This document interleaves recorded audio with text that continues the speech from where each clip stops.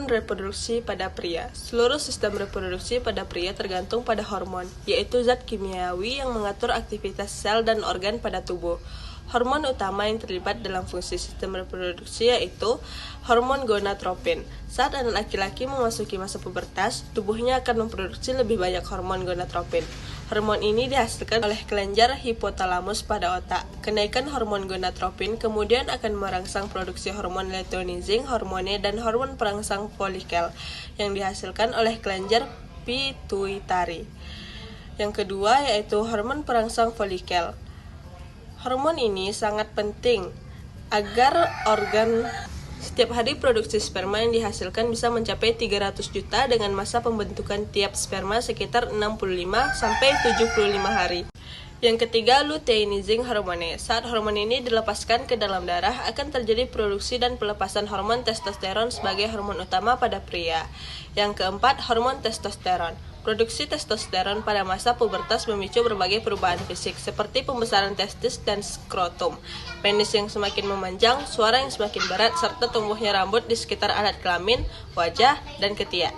Sebagian remaja laki-laki juga mengalami penambahan berat dan tinggi badannya yang signifikan setelah memasuki masa pubertas. Testosteron juga akan memengaruhi masa tulang dan gairah seksual. Mengenal spermatogenesis. Proses pembentukan sperma. Sperma merupakan bagian dari air mani yang dikeluarkan pria saat ejakulasi. Sel sperma dapat membuahi sel telur wanita untuk membentuk zigot, cikal bakal janin. Pembentukan sperma di dalam testis melalui berbagai tahapan. Proses pembentukan sperma ini dinamakan spermatogenesis. Apa itu spermatogenesis? Apa ya? Spermatogenesis adalah proses pembentukan sel sperma di dalam testis pria.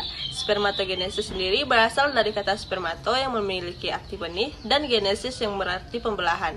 Dalam dinding tubulus, banyak sel yang tersebar secara asak yang disebut sel stertoli. Sel ini berfungsi untuk memberikan makanan untuk sel sperma yang belum matang. Ketika sel sperma telah matang, spermatogonium atau sel induk sperma memperbanyak diri dengan cara mitosis dan meiosis atau pembelahan sel. Faktor-faktor yang memengaruhi spermatogenesis adalah pengaruhan lingkungan, faktor genetik, obesitas, dan diabetes. Macam-macam hormon pada wanita. Yang pertama, progesteron. Hormon progesteron berpengaruh terhadap siklus menstruasi dan ovulasi. Saat wanita mengalami ovulasi atau sedang berada di masa subur, hormon progesteron akan membantu mempersiapkan lapisan dalam rahim yang disebut endometrium dan menerima sel telur yang telah dibuahi oleh sperma. Selama kehamilan, kadar hormon progesteron dalam tubuh tetap tinggi. Selama kehamilan, kadar hormon progesteron dalam tubuh tetap tinggi. Hal ini mencegah tubuh menghasilkan sel telur baru dan mempersiapkan tubuh untuk memproduksi ASI. Bila tidak terjadi pembuahan, kadar hormon progesteron dalam tubuh akan turun dan memicu menstruasi.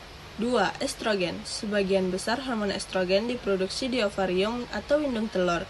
Selain itu, hormon ini juga diproduksi oleh kelenjar adrenal dan plasenta, tetapi hanya dalam jumlah yang sedikit.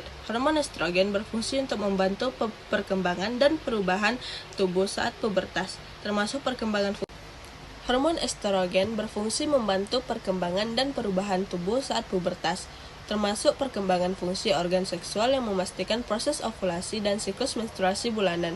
Hormon ini juga berperan dalam proses keluarnya ASI setelah persalinan, mengatur mood atau suasana hati, dan proses punaan. Penurunan produksi estrogen dapat menimbulkan berbagai gangguan seperti menstruasi yang tidak teratur, vagina kering, suasana hati tidak menentu, menopause, dan osteoporosis pada wanita lanjut usia.